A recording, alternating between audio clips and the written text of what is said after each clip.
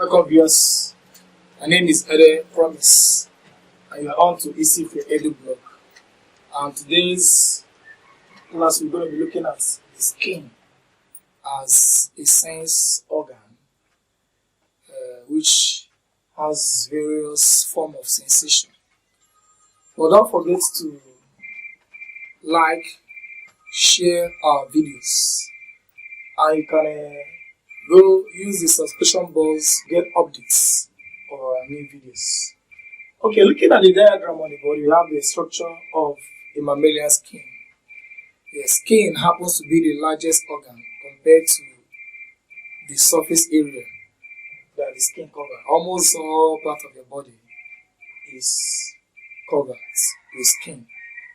And then looking at the skin, the diagram of the skin on the board illustrates various form patterns and structures in the skin. The skin is a sense organ of touch. There are several nerve endings in the diagram of the skin. The skin also also has sensation for feeling or touch. Feeling or touch. That means the pain receptors, touch receptors have various locations. You can find them in the skin. And also, skin also have its sensations for temperature regulation. Now, the diagram of the skin, I was able to put this diagram here on the board by classifying the skin into two main regions. That is the outer region, which comprises of the epidermis. Then the epidermis in turn is classified into three layers: the conified layer, the granular layer, and the malpighian layer. So that's what I have there.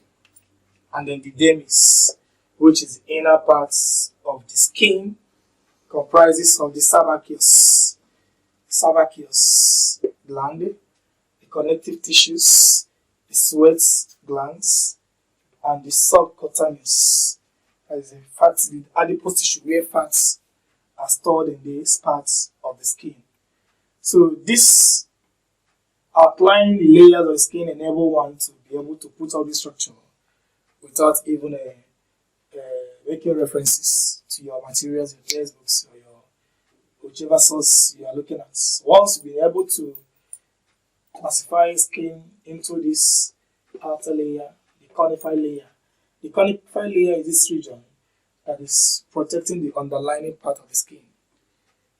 Protecting the underlying part of the skin. It is this layer that ensures that the skin is being protected from invading microorganisms. This part of the epidermis protect the skin from invading microorganisms. It also helps to reduce loss of water through sweating. That is the conified layer. And then we have the granular layer, which comprises of cells. But take note of this: the cells of the conified layer is comprised of dead cells. Dead cells. Dead cells.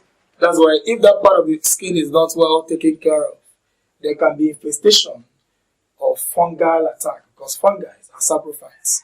Fungi likes to be found where dead things are most likely prevalent. And your skin, conified layer, which comprises of dead cells, are basically well suited or adapted for invasion of most of this fungal attraction and infection that on one time to time affects the skin. And then we have the granular layer, another layer following the conified layer. And we have the malpighian layer, which is also called the pigment layer, that contains the melanin pigments. The people that lacks this melanin in this layer of the skin are going to be suffering from a serious condition of albino. people that have light skin. People that have more of this pigment layer happens to have black or dark skin. People from white countries that their skins are always white have the layer, but not as much prominent as people from this Saharan Africa. So people that have this pigment layer called melanin happens to appear darker in structure or in nature. There is a dot called sweat dots, which is leaning away from the sweat gland. This sweat gland is known as exocrine gland. Why I call it exocrine is because secretion of this gland leading out of the organ. The gland, any structure in the body that makes secretions are called gland. But it depends on the mechanism of transport of this substance by the gland, give it that name, exocrine. Because the secretion of the sweats is leaving the skin via the sweat pores. This gland is called exocrine gland because its secretions are leaving out of the cell through a sweat duct. So this gland is also known as ducts gland because there is ducts through which secretions are leaving this organ out via the skin pore.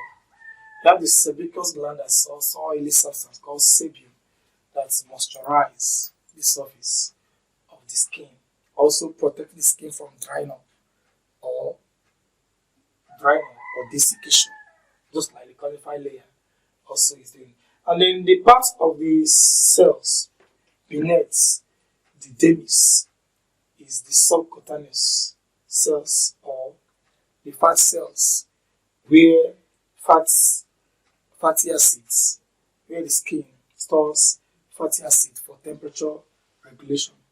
There are some structures in this skin that are for pain receptor, pressure receptor, having various forms of nerve ending, nerve fibers, and with well supply of blood.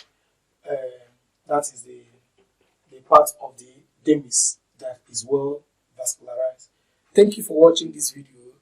And if you want to get notification of our also other subsequent video, please remember to click on the subscription button to always get notification when we release a new video. Thank you for watching.